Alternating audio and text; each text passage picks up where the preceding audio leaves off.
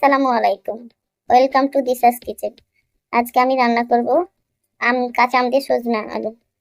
এটা হচ্ছে সজনা, এটা আলু, এটা হচ্ছে টমেটো। এখন আমি সজনাগুলোকে কেটে নেব। আপনাদের দেখার সুবিধার্থে আমি সজনাগুলোকে কেটে দেখাচ্ছি। সজনাগুলোকে এভাবে ছিলে কেটে নিতে হবে।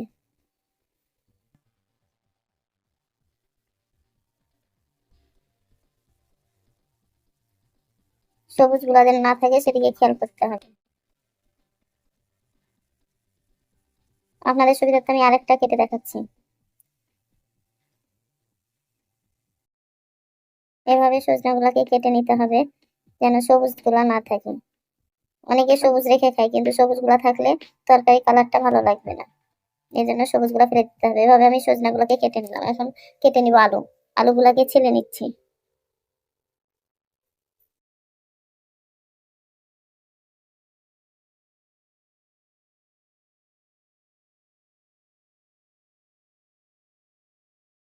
এখন এভাবে লম্বা দিয়ে কাটতে হবে। যে যার মতো করে আলু সাইজ কেটে নিতে পারেন। আমি এভাবে সজনায় আলু দিতে আমি এভাবে কেটে নিলাম। তখন আমি আম দেখাতে ভুলে গেছিলাম, এটা হচ্ছে আম, এটা টমেটো। যেহেতু আমি কাঁচা আম দিয়ে সজনা রান্না করছি, এখন টমেটোটাকে কেটে অন্য পাত্রে একটা রেখে দেবো।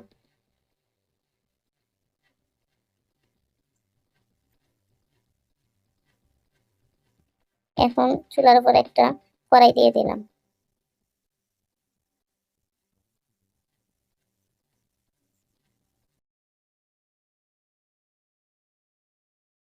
চুলাটাকে এখন চুলার উপর পানি দিয়ে দিচ্ছি এবং চুলাটাকে অন করে দিলাম।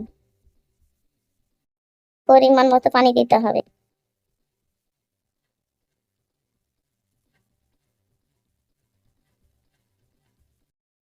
অনেকে আবার সজনা ঝোল খায়।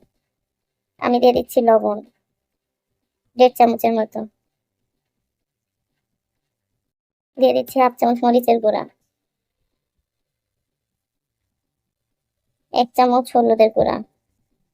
যেহেতু এখানে আমার সজনা বেশি, তাই আমি আর একটু হলুদ দিয়ে দিলাম, 1 চামচের একটু বেশি।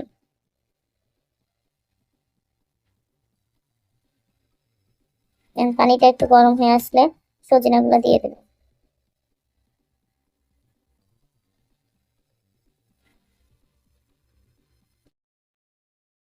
দেখুন পানিটা গরম হয়ে আসছে, তাই আমি এখন সজনাগুলোকে দিয়ে দিচ্ছি।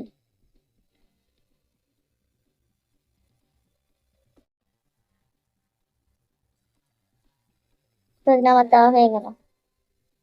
এখন ঢাকনা দিয়ে ঢেকে দেবো। ঢাকনা দিয়ে দেওয়ার আগে একটু সজনাগুলোকে আমি উলট পালট করে দিচ্ছি কড়াইতে হ্যান্ডেল ধরে। ঢাকনা দিয়ে ঢেকে দিচ্ছি। সজনাটা আমার ফুটে আসছে। এরকম ফুটে আসলে দিয়ে দিব টমেটো। এখন সজনাটাকে ভালো করে নাড়তে হবে যেন টমেটো গুলা নিচে যায়, তাহলে সজনার সাথে সাথে টমেটোটাও সিদ্ধ হয়ে আসবে। আবারও ঢাকনা দিয়ে ঢেকে দিতে হবে। 5 মিনিট পরে ঢাকনাটা উঠিয়ে আবার নেড়ে দিতে হবে। আমি সজনাগুলোকে ওপর নিচ করে নেড়ে দিচ্ছি। সাবধানে নাড়তে হবে যেন সজনাগুলো ভেঙে না যায়।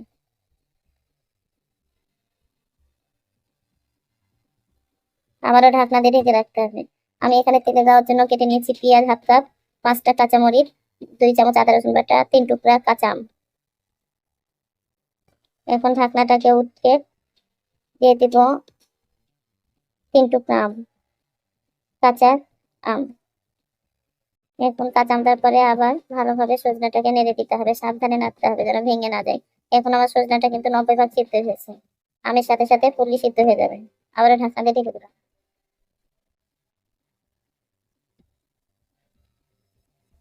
সজনাটা আমার সিদ্ধ হয়েছে, আমি চুলাটা অফ করে দিলাম। সজনাটাকে অন্য পাত্রে ঢেলে রাখবো।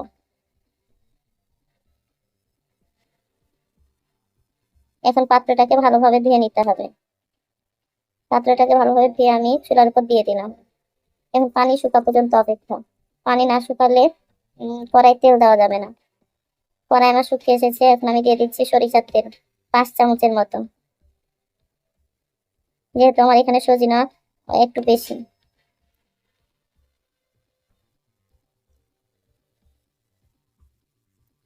দিয়ে দিচ্ছি কেটে রাখা 1/2 কাপ পেঁয়াজ কুচি। কারণ সজনাতে বেশি পেঁয়াজ কুচি হলে খেতে ভালো লাগে। 5টা কাঁচামরিচ ফালি করে কাটা। এখন পেঁয়াজটাকে ভালোভাবে নাড়তে হবে।